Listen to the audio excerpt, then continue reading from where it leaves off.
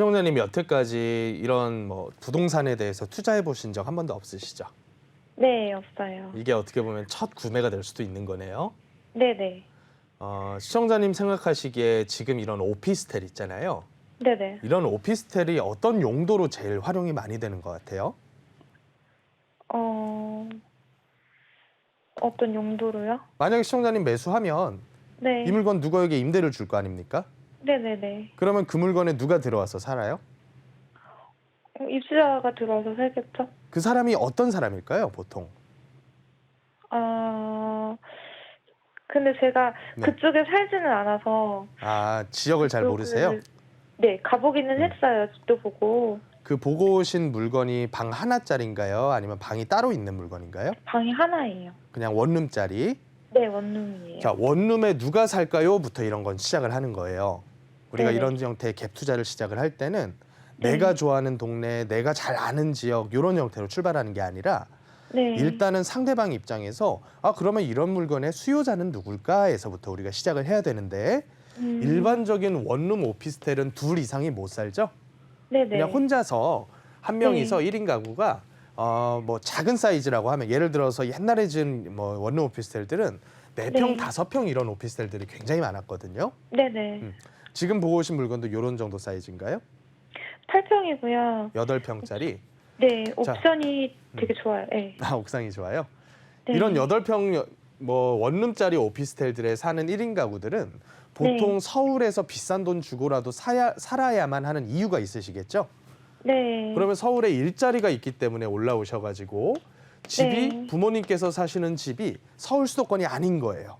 네. 그래서 어쩔 수 없이 직장 가까운 데다가 방을 구해서 살아야 되는데 조금 네. 저렴하게 대출 좀 내서 전세로 거주를 하시거나 네. 아니면 보증금부 월세를 내면서 사시는 거란 말이에요. 네. 근데 이런 분들 입장에서는 뭐가 가장 중요하냐면 직장하고의 통근 거리예요.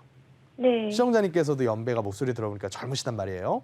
네네. 직장하고 통근 거리가 몇 분 정도까지 괜찮아요? 저는 30분이 아니요. 저도 그렇게 생각해요. 네. 저는 어느 정도냐면 지하철 타고 30분이 아니라 네네. 내 집 문 열고 회사 문 열 때까지 네. 30분이면 너무 행복해요. 네, 맞아요. 그 정도면 출근할 때나 퇴근할 때나 편안하게 왔다 갔다 할 수 있잖아요. 네네. 그러면 여기가 서울에서 가장 일자리가 많은 동네 3군데를 꼽자면 강남 일대 테헤란로가 하나가 있고요. 네. 또 하나는 여의도 일대가 있고요. 또 하나는 네. 광화문 시청 일대가 있단 말이에요.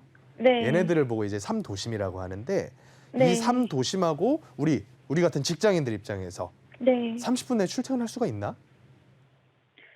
음. 일단은 역세권이 아니에요. 그렇죠. 그럼 역까지 가려면 걸어서 한참을 가거나 마을버스라도 한번 타야 되는 거리예요. 네. 그리고 마을버스를 타고 갈 수 있는 역들이 거기서부터 이런 업무지구들하고 30분 내에 통계성이 좋은가? 이것도 또 따져봐야 되는데 전반적으로 보면 여기는 일단은 역세권이 네. 아니라는 점에서 수요자들이 많이 일단 1차적으로 탈락이에요. 그리고 두 번째로 사이즈를 네. 또 봐야겠죠. 방의 네. 사이즈가 유행이 있어요. 네. 옛날에는 4-5평 그냥 월세 받는 형태로 은퇴하신 네. 분들이 이런 오피스텔들을 많이 사셨단 말이에요. 네. 근데 최근에는 이게 유행이 또 바뀌었어요. 최근에는 네네. 원체 1, 2인 가구 분들이 우리 시청자님께서도 결혼 아직 안 하셨죠. 네네. 이제 미혼으로서 앞으로도 그냥 결혼할 생각 별로 없는 분들이 되게 많죠, 주변에.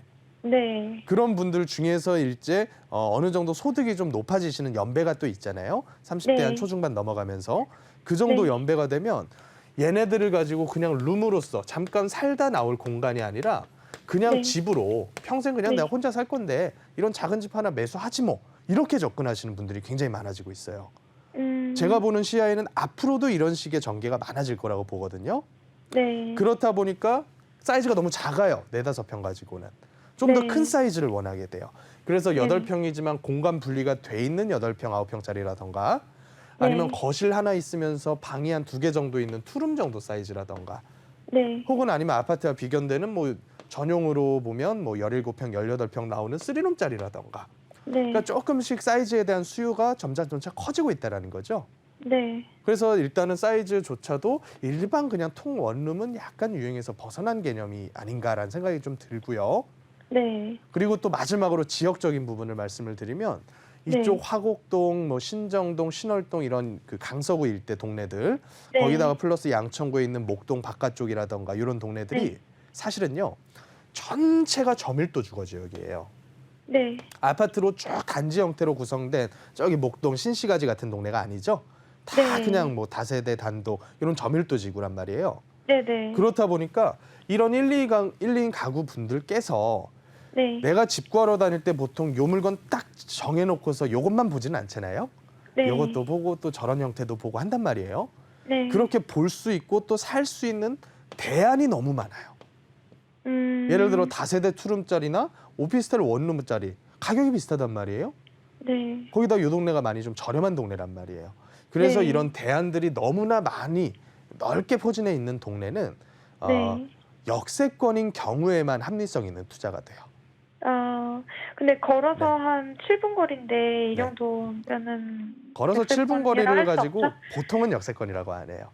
이건 법적으로 그래요? 딱 정해진 건 아닌데 보통은 네네. 한 200에서 250m 정도, 뭐 길어야 한 300m 정도 이게 이제 네. 초역세권이라고 얘기를 하고 한 500m 전후해서 한 4, 네. 5분 내에 왔다 갔다 할 수 있는 거리가 보통 역세권이라고 해요. 음. 그래서 전반적으로 봤을 때 이런 네. 조건들이 있음에도 불구하고 가격이 아주 저렴하다면 이거는 매력 있는 상품이에요. 네. 싸기만 하면 되는 거예요, 사실은. 네네. 그러면 과연 싼가라고 제가 한번 가격을 여쭤볼게요. 얼마인가요? 2억 4천인데. 네. 근데 최근에 화곡역에 더 챔버라고 오피스텔이 하나 생겼는데 거기는 좀 고급형이긴 해요. 근데 7억 이상이더라고요. 아니요, 걔네들하고는 분류가 달라요. 최근에 분양하는 오피스텔들은요. 네. 네. 아예 이름에다가 하이엔드급을 붙여가지고 네, 일부러 맞아요. 고가 컨셉을 잡아요.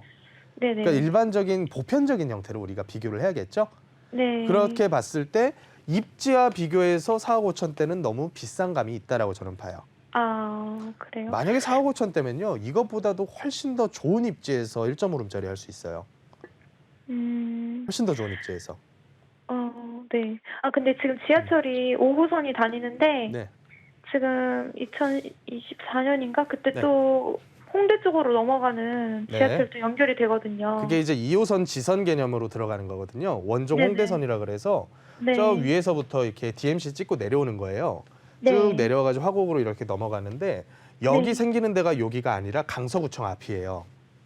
강서구청 앞에 생겨요. 그러니까 역하고는 완전 역세권 되기에는 거리가 좀 있다라고 보시면 될 것 같습니다. 네. 그럼 영향이 별로 없다는 말씀이신가요? 지금 이미 있는 역과의 거리나 새로 생길 네. 역의 거리나 비슷비슷할 거예요. 음. 그러니까 지금 상태에서는 얘보다는 네. 훨씬 더 좋은 입지에서 이런 비슷한 가격으로 구하면 걔는 매력이 있어요. 일단 오늘은 여기까지만 정리하고요. 네. 전반적인 투자에 대한 이해랑 또 이런 물건들에 대해서 궁금하시면 내일이나 모레 세미나 있으니까 한번 예약하시고 찾아주세요. 네, 그때 알겠습니다. 좀 자세히 말씀드릴게요.